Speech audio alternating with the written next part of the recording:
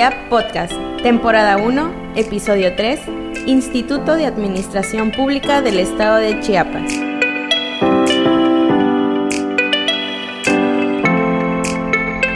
Hola, soy Basti Sánchez. Te damos la bienvenida al episodio número 3 de IAP Podcast. En esta ocasión platicaremos de algunos temas de interés de la administración pública en un contexto internacional.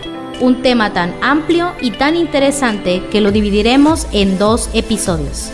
Te saluda Fernanda Besares y para platicar de estos temas tendremos a 2 invitados que tienen un amplio conocimiento en la materia, como son el Dr. Fernando Álvarez Imán, presidente del Consejo Directivo del IAP Chiapas, y el maestro Gerardo Coutinho Montes, quien actualmente es el jefe de Departamento de Vinculación de la UNACH. Les damos la más cordial bienvenida. Para comenzar con esta charla, nos gustaría que nos comentaran, a manera de introducción, sobre el tema que estaremos tratando el día de hoy, así como brindar un saludo a todos nuestros escuchas. Por favor, si es tan amable, doctor Simán. Bueno, la invitación a este programa de podcast es para nosotros, para el maestro Gerardo Coutinho Montes y para un servidor, un honor, la oportunidad de acercarnos al auditorio, a la audiencia que sigue al Instituto de Administración Pública. Es verdaderamente motivante. Sabemos que el Instituto de Administración Pública en los últimos meses ha tenido una serie de programas por muchas vías de medios electrónicos, y si bien el año pasado participaron arriba de 30,000 gentes en cursos, en certificaciones, en programas, en conferencias, en lo que va de este año hasta julio 8 ya se habían conectado cerca de 30,000 personas, lo cual pues habla de una audiencia muy sólida, muy interesante, y para nosotros por ello reviste gran importancia y mucha seriedad este programa. Gerardo, antes de entrar al tema en sí, yo quisiera que tú también dieras un saludo al auditorio. Me da mucho gusto estar con ustedes. Veo y platico mucho con personas que están cerca del Instituto de Administración Pública del Estado, y estoy contento como administrador público también con lo que se hace. Me parece que es un espacio que contribuye a la modernización de la Administración Pública del Estado. Bueno, el programa de hoy tiene que ver mucho con políticas públicas, con administración pública, con gobiernos, con desarrollo, y tal vez tenemos que hacer una introducción para ubicarnos en el contexto del tema del que vamos a platicar. En el fondo sí es administración pública, pero tiene que ver con una serie de crisis que están haciendo efervescencia en muchos lugares del mundo. Lo primero, el mundo, cuando vemos en un mapa, es tan grande que es imposible imaginarnos el tiempo que nos llevaría a darle una vuelta. Sin embargo, el mundo cada vez se ha venido haciendo más chiquito conforme avanzan las tecnologías, las comunicaciones, la información, los medios de comunicación. Ahora en 8 horas, en 12 horas, en 15 horas ya es posible volar de México a París, a Madrid, a Shanghái, a Nueva Delhi, a la India. Entonces el mundo se va haciendo cada vez más pequeño en su movimiento y en nuestros desplazamientos. Por otro lado, las formas de gobierno en los últimos 50 años, 60 años han cambiado mucho. Antes un distintivo, una cuestión que era muy definida y muy marcada en todos los gobiernos, era elementos como la independencia, como el cuidado de las fronteras, era como éramos muy independientes del resto de países del mundo. Sin embargo, a partir de los 70, de los 80, que comienza a darse un fenómeno que el mundo ha conocido como la globalización, como el neoliberalismo, comienzan a darse ese rompimiento de las fronteras. Sobre todo las empresas comienzan a tener un auge, un incremento en sus procesos productivos, y entonces dejan de haber empresas nacionales y las empresas más grandes, las más eficientes en el mundo, ya no tienen nacionalidad, ya están en todo el mundo, ya son omnipresentes. Por ejemplo, hay detalles muy interesantes de ver. Se habla cuando llegó el primer McDonald's a Moscú, se habla de cuando llegaron las primeras tiendas de cadena a estos países, y el capital se convirtió en un espacio a donde todos los países podían converger. Ya los países tenían que ir al capital y decirle: ven a mi país para poner una fábrica, para poner una planta. La industria automotriz comienza a desarrollar modelos muy particulares. Alemania, Volkswagen, también Chrysler, muchos empiezan. Por ejemplo, Volkswagen tiene 10 modelos de coche, un Passat, un Jetta, y entonces empiezan a decidir que la línea Jetta se va a hacer toda en México, solo en México. El Passat se va a hacer en Brasil, el Audi, por decir, en Alemania. Y en Alemania, en Brasil y en México, los Jettas que se hacen en México son para todo el mundo. Entonces México hace todos los Jettas que se van a vender en todo el mundo, Brasil todos los que se van a vender en todo el mundo. Entonces se va dando una forma de especialización que es una consecuencia del neoliberalismo. Dejan de haber fronteras, implica que pueden ir de país a país, la transferencia de mercancías mucho más fácil. Antes era un problema, cada tráiler que pasaban bajaban pieza por pieza. Ahora pues entran a México 100,000 tráilers diarios y pues no los van a bajar todos pieza por pieza, entonces hacen muestreos así al azar. Pero bueno, el mundo cada vez se va volviendo más chiquito porque el comercio se va ampliando, y eso hace que los países cada vez estén más interrelacionados. Y un problema que suceda en Estados Unidos, por ejemplo, hoy hay una guerra en Rusia y Ucrania. Rusia es el principal productor de gas en el mundo y es uno de los mayores principales productores de gasolina. El gas de Rusia, como hay guerra, ya no está llegando tan fácilmente a Europa. Y eso está causando problemas en Europa porque ya no hay tanto gas y está subiendo mucho de precio el gas. Entonces, voy a cerrar este primer momento diciendo: el mundo ya no es aquel conjunto de naciones cerradas, autárquicas, independientes. Casi el himno nacional dice: mexicanos al grito de guerra, si un extraño enemigo osara pasar al país. Hoy las fronteras del país casi están abiertas, hoy todo eso ha venido cambiando, y hoy el distintivo mundial es la apertura, el comercio y las libertades en ese sentido. ¿Qué opinas tú, Gerardo? Habría que tener en consideración las dos frases esenciales del momento mundial que vivimos, ¿no? Neoliberalismo y globalización.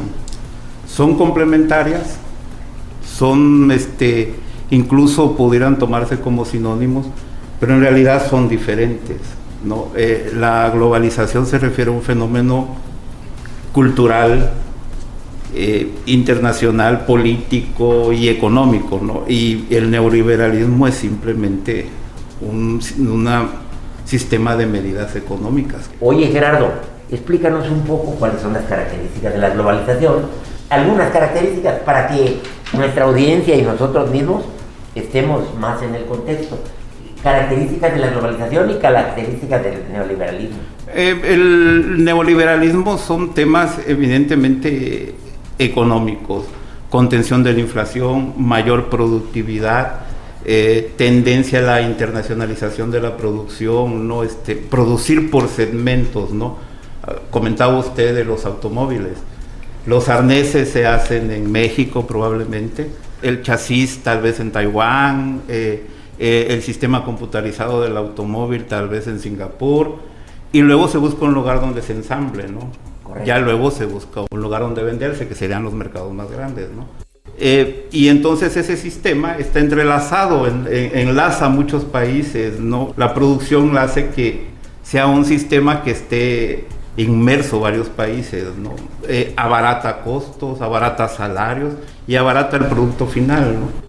En cambio, la globalización es un tema mucho más complejo, es cultural, es acortar distancias, es tema también que tiene que ver con globalización de todos los problemas, vamos a decirle así, por ejemplo, los problemas de impacto ambiental, que son prioritarios, el calentamiento global, y por qué no decirlo también el terrorismo, ¿no? La xenofobia también es un problema global.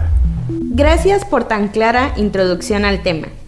Para comenzar con la ronda de preguntas, sabemos que la pandemia del coronavirus y la posterior crisis económica que experimentamos están ahora mismo moldeando el mundo en el que vivimos. ¿Cuáles son estas transformaciones? La globalización y el neoliberalismo de repente se toparon con dos fenómenos mundiales que hoy tienen una gran incidencia y un gran impacto, ¿no?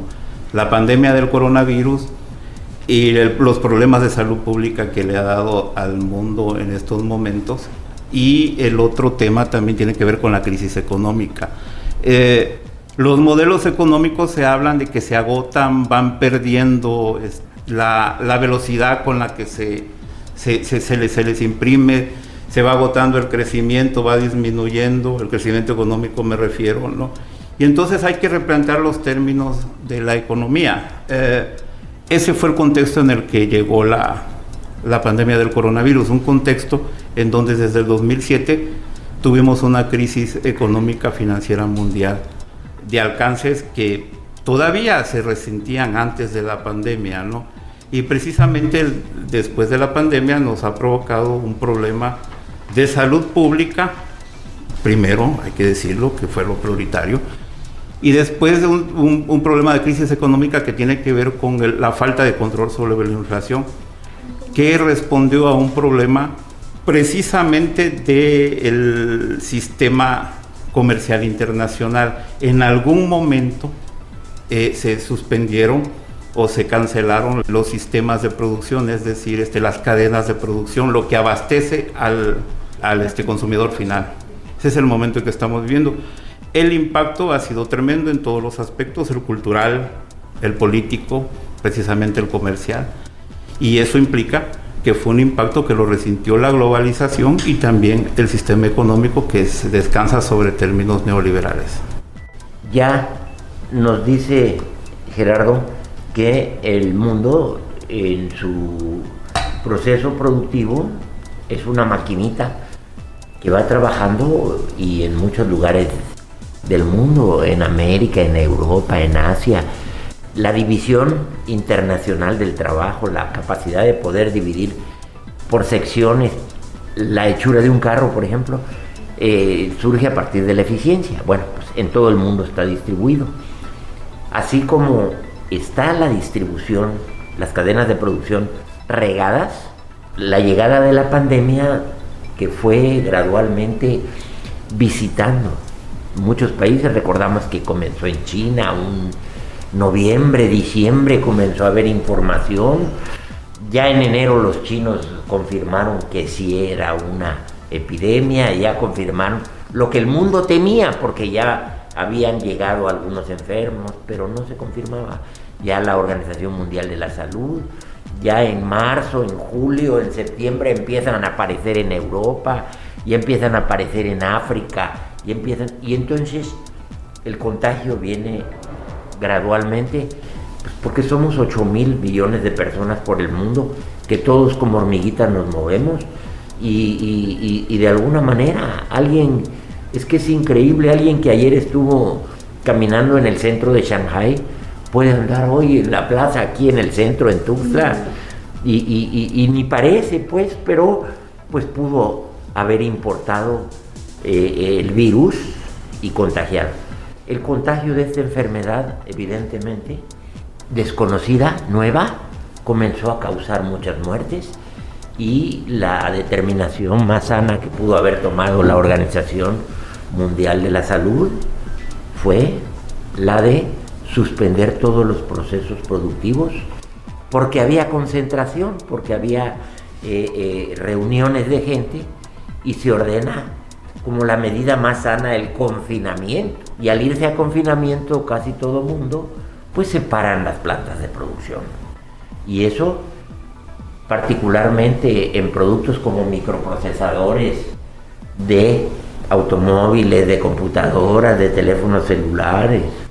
Eso pues estuvo 3 meses, 6 meses detenido. Y eso causó una disrupción terrible, un rompimiento en las cadenas de producción, porque dejaron de llegar productos. Por otro lado, los marineros pues también se enfermaban. La forma más barata de transportar de Europa a América ¿por contenedores? Es pues por barco, por contenedores. Vemos barcos inmensos que traen toneladas y toneladas de contenedores que son como las cajas esas de los trailers de atrás. Pues cada contenedor trae hasta 30 toneladas de producto. Categoría de Trans-Panamá se llaman, ¿no? Sí, entonces imagínense que paran todos los barcos del mundo de mover mercancías de un lugar a otro, se van rezagando. ¿Cómo vimos el tamaño del retraso? Pues no lo vimos cuando se paró, lo vimos cuando se reactivó. Como por ejemplo el puerto de San Francisco tenía una cola como de 4 días, sí, de barcos que no se daban Singapur. abasto, que no se daban abasto las autoridades portuarias para descargar toda la carga que estaba llegando y que estaba estacionada en barcos hasta en alta mar. Todo ese proceso de la pandemia paró el proceso de producción, se detuvo 6 meses, las plantas también dejaron de recibir los componentes, los microcomponentes que venían, y de repente cuando la vacunación tuvo ya sus efectos, cuando se conoció más sobre la enfermedad, cuando ya no era tan letal, cuando ya comenzaron a ver las vacunas, cuando comenzaron a ver algunos medicamentos, y cuando los doctores comenzaron a manejar mejor las enfermedades, comenzaron a autorizar también ya volver gradualmente al trabajo, reanuda la producción, pero con un gran rezago, con un gran atraso. Y aunado a esos grandes problemas, surgen problemas nuevos, económicos. La planta laboral también paró, habría que decirlo, ¿no? Y sin embargo, se tenían que pagar salarios. Entonces, no hay producción, no hay empleo, no hay empresas trabajando, laborando, pero de esa manera el mundo descubrió que las cosas tienen cierta prioridad, ¿no? Y claro, la prioridad no era la economía, era la salud. De esta primera gran pandemia en este siglo XXI se sacaron muchas lecciones, porque verdaderamente fue algo nuevo. Todos los países estaban como en el método científico, acierto, error. No había una metodología precisa para resolver el problema. Entonces fue muy doloroso también, fue una cantidad de decesos muy alta. Todos los países padecieron, sufrieron, pagaron muy caro el no conocer las formas de manejar la pandemia, y tuvo sus efectos en las vidas de las gentes y tuvo también un impacto catastrófico en las economías del mundo. Sí, y sobre todo también en la cuestión de los liderazgos mundiales, ¿no? La gente, de repente, los ciudadanos del mundo empezaron a cuestionar a sus respectivos gobiernos, ¿no? No está haciendo bien esto, no funciona la salud, el sistema de salud nacional, ¿no? No tenemos dinero para afrontar una crisis de esta magnitud. Todo eso empezó a ser una cuestión que empezó a detonar las inconformidades en muchos países, ¿no? En países democráticos, en países totalitarios, todo el mundo sufrió los efectos. Doctor Álvarez Imán, maestro Coutinho, hemos seguido algunos eventos a nivel internacional, como la dimisión a su cargo en Gran Bretaña de Boris Johnson, la crisis política que se está viviendo actualmente en Sri Lanka, en Estados Unidos la baja popularidad del presidente Biden, y en Latinoamérica los movimientos políticos de izquierda que están adquiriendo fuerza, solo por citar algunos casos. En ese sentido, ¿ustedes creen que los liderazgos internacionales han sido fuertes o están también siendo cuestionados? Bueno, en mi opinión, el caso del Reino Unido es un caso de estudio básico para entender el antes y el después de la pandemia y de la crisis económica, ¿no? Hablaba de ese rato que hay veces en que los modelos económicos se van agotando y que hay que replantar las estrategias de atención al sistema económico nacional, o en este caso internacional. Gran Bretaña es un país que tiene 68 millones de habitantes, un sistema democrático que es fuerte, que es un país o un reino que marca tendencia mundial, en la política, en la moda, incluso en el deporte. Ver la Premier League es ver un espectáculo tremendamente importante, ¿no?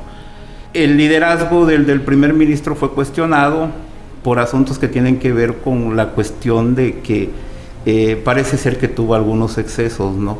Y de repente el sistema democrático lo descubrió, ¿no? Entonces genera una crisis de desconfianza hacia su gobierno, pero que venía arrastrando ya también una crisis económica. El famoso Brexit, la salida de Gran Bretaña de la Unión Europea, se descubrió que fue un error, porque si bien tuvo unas justificaciones nacionalistas, en términos económicos atentó contra la productividad del país. Hablaba de ese rato el doctor Simán de, por ejemplo, el comercio, ¿no?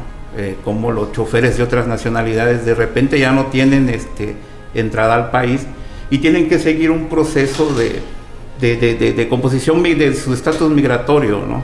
Y entonces eso provocó escasez de alimentos.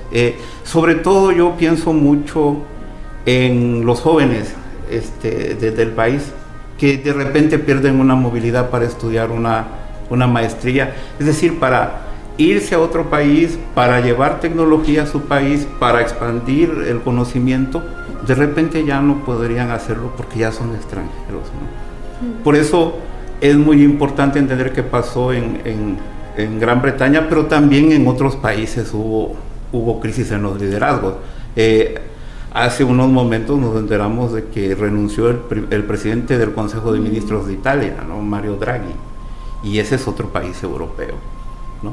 Están siendo cuestionados muchos liderazgos internacionales. Sri Lanka, ¿no? Es impresionante el caso de que entraron a la casa del presidente y el del primer ministro, ¿no? Una turba, ¿no? Eso tenía mucho tiempo que no se había visto en algún país del mundo, y tiene que ver con otro fenómeno que provocó la pandemia, que es el proceso inflacionario, ¿no? De repente nos estamos encontrando que hay ciudadanos de algún país a los que no les alcanza el dinero que ganan en sus centros de trabajo, ¿no? Eso habíamos visto un poquito antes de la pandemia en un país también moderno, que era Francia, con los famosos chalecos amarillos, que de repente la gente que vive en la periferia de las grandes ciudades encontró que no les alcanzaba el ingreso que percibían y protestó contra un presidente que, si uno revisa las noticias, si uno revisa los noticiarios de la prensa, se ve que está muy activo internacionalmente, ¿no? Opinando sobre un tema, opinando sobre el otro tema, pero si uno checa las noticias nacionales, tiene un gran problema económico, ¿no? Y una crisis tremenda que por ejemplo en el caso de Europa ha sido más obstaculizada por la guerra en Ucrania, porque el continente tiene una dependencia del petróleo ruso. El caso de Latinoamérica también es digno de estudiarse, porque los gobiernos de la región se están moviendo un poco a la izquierda, ¿no? México fue de los primeros países, ya estaba, pues está Cuba, está Venezuela, ¿no? Nicaragua también, pero digamos esa es la izquierda un poco más radical. La forma sorprendente como llegó, por ejemplo, el nuevo gobierno de Colombia, ¿no? Que contra todos los pronósticos la izquierda ganó. Bolsonaro en Brasil parece que tiene algunos problemas para sostener en el futuro su gobierno. Parece que la oposición, que es de izquierda, también está reaccionando muy bien. Entonces, toda la pandemia y la guerra en Ucrania ha replanteado los liderazgos internacionales. Biden también tiene muchos problemas. Se inició muy bien porque derrotó a la ultraderecha, ¿no? Que en este caso el presidente Donald Trump, y lo que llegó después, el asalto al Capitolio, ¿no? Parecía que Estados Unidos iba hacia una crisis tremenda que iba a descomponer el país más democrático del mundo, y sin embargo lograron contener la crisis política, pero la económica no han podido hacerlo, y tienen una de las inflaciones más grandes del mundo. Me parece que solo superada por la de Inglaterra y la de Sri Lanka, pero que tiene que ver con una inflación que es inédita. Ellos no la habían visto en, será 20, 25 años, ¿no? Entonces, es un cuestionamiento de los liderazgos internacionales, una total incertidumbre mundial, porque los pronósticos sobre la inflación todavía no son muy halagadores. Me parece que vamos a ver todavía un cierre de año, todavía con cierta incertidumbre. Yo el caso de Boris Johnson lo veo con interés, porque el Reino Unido, pues todos sabemos que es una isla. La Gran Bretaña está integrada por Inglaterra, Escocia, Gales e Irlanda del Norte. Son 4 países, pero pues, Inglaterra, Escocia y Gales están en una isla que está fuera del continente europeo, está enfrente. Bueno, Irlanda del Norte pues está en otra isla, en Irlanda. Entonces eso les da un contexto especial. Están aislados de Europa, no están unidos al continente. Por mucho tiempo Inglaterra y el Reino Unido pues fueron un imperio, fueron muy fuertes y siempre crecieron con esa mentalidad del imperio. Y hoy que llegamos a una época en que la globalización y el neoliberalismo requieren de la unidad de todos para la producción más eficiente y todo esto, vuelve los políticos, sobre todo ingleses, en un momento de crisis, de debilidad, buscan atraer la simpatía de la gente y les recuerdan un poco la posibilidad de la independencia, de separarse de la Unión Europea, que debo de decir, el Reino Unido fue de los últimos países en entrar a la Unión Europea. De hecho se oponían. No querían entrar. Porque estaban los franceses y los alemanes. Claro, entonces después de mucho tiempo se dieron cuenta que les iba a ir bien si entraban. Entraron y pues fueron los primeros ahora en proponer. Yo creo que el gobierno británico empezó jugando, que hacer un referéndum, que a ver si salían de la Unión Europea, que porque el Reino Unido, al ser un imperio, conquistó muchos países. Y evidentemente, cuando vas a muchos países y conquistas a mucha gente, y para administrar esos países expides pasaportes a las gentes de allí, pero pasaportes británicos para que ellos te ayuden a gobernar, el día en que se tienen que ir los británicos de allí, pues los ciudadanos de este país que sirvieron a los británicos, pues no se van a quedar ahí porque les van a dar pamba. Los locales, pues se van a vivir a Inglaterra con pasaportes británicos. Entonces, pues de repente Inglaterra se empezó a llenar de africanos, se empezó a llenar de hindús, de pakistaníes, de gente de Sri Lanka. Sí. Pues fueron todas colonias del Imperio Británico, y en cierto sentido a veces hay algunos rasgos de discriminación.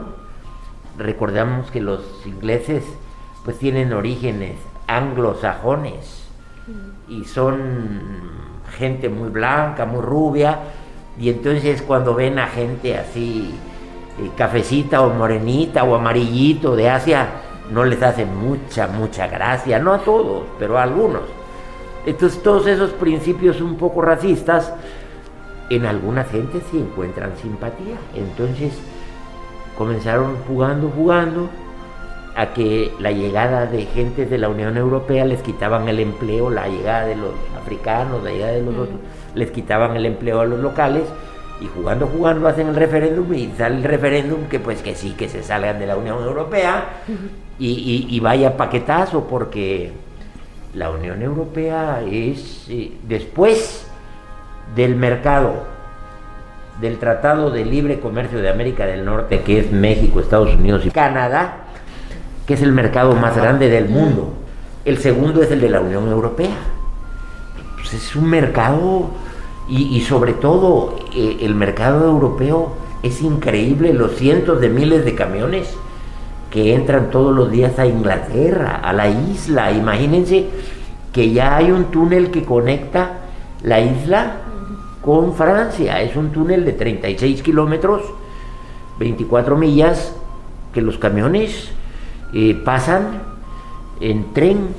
Entonces cada hora están pasando camiones y se llena eso de camiones que traen mercancías, que traen alimentos, que traen todo. Entonces de repente, al salirse de la Unión Europea, deja de pasar la comida, dejan de pasar eso, porque dejan de ser ciudadanos europeos los que pasan, los choferes y todo, y entonces empiezan a escasear la comida en los aparadores, en las tiendas, y entonces eso se empieza a convertir en un problema. La gente se empieza a enojar. Oye, dijiste que nos íbamos a salir de la Unión Europea, no dijiste que iba a haber hambre.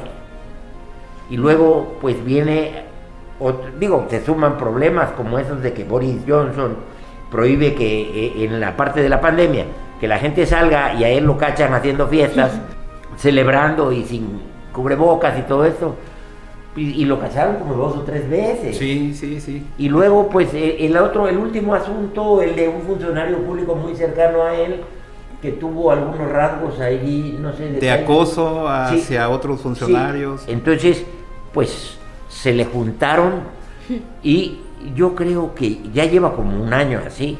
Yo creo que ya no aguantó la presión y se terminó de despeinar y se salió. El sistema británico tiene características muy especiales porque es parlamentario. La elección es puros diputados, puros miembros del Parlamento, y el partido que tenga más miembros escoge el diputado que va a ser primer ministro. Ahora que renuncia a él, ellos, dentro de los diputados que están, van a escoger otro, ¿verdad? Sí. El sustituto, pues. Para que tú seas candidato, 10 diputados o 10 miembros de la Cámara de los Comunes, en forma mínima, son los que te tienen que apoyar. De ahí se van rondas de negociaciones. Pero no tiene que haber otro proceso electoral, no tiene que haber otro... Eso es lo que le va a resolver como una crisis gubernamental. El partido de mayoría es el que se va a quedar gobernando, pero esa situación tiene un efecto fuertísimo. Por otro lado, Inglaterra no tiene gas, no tiene petróleo, no tiene todo esto. Ha habido un encarecimiento, una inflación muy fuerte también. Entonces, ya decía Gerardo que el Reino Unido es de los países que ha tenido los niveles de inflación. Parece ser que durante la pandemia el gobierno tuvo una política de muchos apoyos a la sociedad, a las empresas y todo esto, gastó mucho dinero. De subsidio. Apoyo a la población, y evidentemente ahora están pasándole la factura con inflación.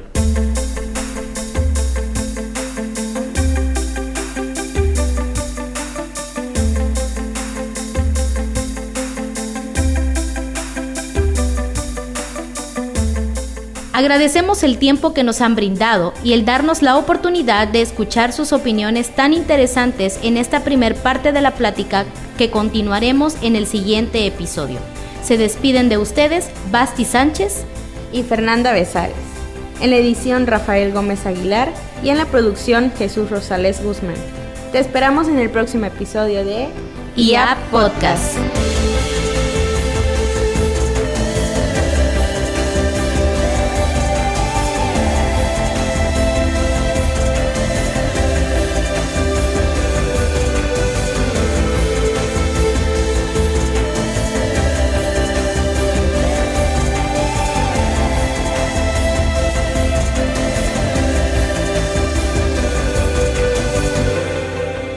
Instituto de Administración Pública del Estado de Chiapas. Fortalecemos las capacidades de los servidores públicos.